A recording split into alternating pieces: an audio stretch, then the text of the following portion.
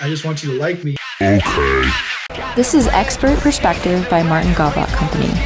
It's daily, so subscribe if you like it. We're not scared of you, so comment if you have something to say. We like you. Are you a liker? Like this episode if you like it and you're a liker. Welcome. Podcast is not just something that you can listen to on iTunes now. They're filming podcasts and putting them on Spotify, YouTube, right on their websites. But the goal of a podcast is to get people to like you more, maybe get more information and get some value out of you, or to get entertained. You don't need to have a podcast directly about what you're selling.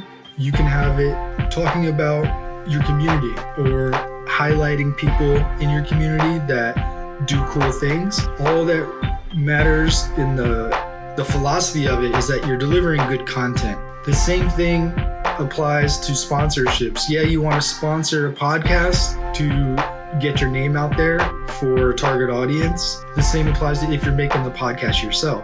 It's just like if you're sponsoring your own podcast. If I'm selling marketing services, but I want to do a podcast on high school sports in Sarasota, Manatee County and highlight that, then I can, because parents will listen to it. Community leaders are interested in it. So the goal of the podcast is to be consistent and to get people to like your brand more.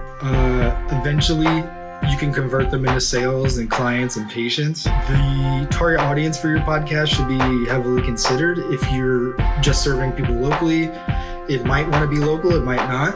If you're targeting the entire country or international, you want to have that in mind. So, for example, for international audiences in your podcast, you want to speak more clearly and more structured. You want to repeat a little bit more. You want to chop it up and slow it down, but still communicate in a clear way that is amicable or has the target audience listener in mind.